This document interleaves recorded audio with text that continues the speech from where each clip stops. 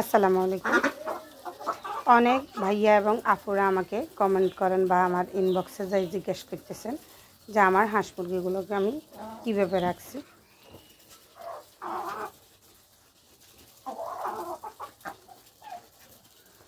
আমার রান্নাঘরে পানি উঠে নাই, এই জন্য একটু উঁচা আছে, এখানে এদের খাবার দিচ্ছি।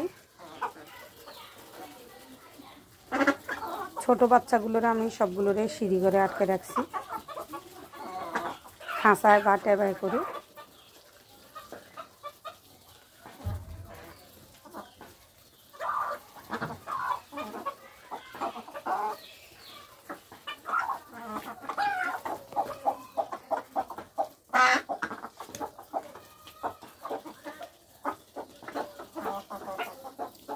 সবাই দোয়া করবেন।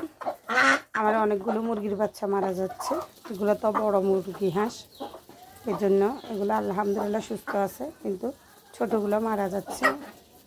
কেন জানি না, হয়তো ঠান্ডা লাগছে, এই জন্যে হইতে পারে।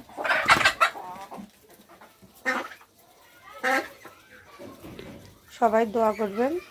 অনেকেই আমার ভিডিওগুলো দেখার জন্য অপেক্ষা করছেন, এই জন্যে দেখালেন, কিন্তু কেউ নজর দিবেন না। মাশাআল্লাহ বলবেন।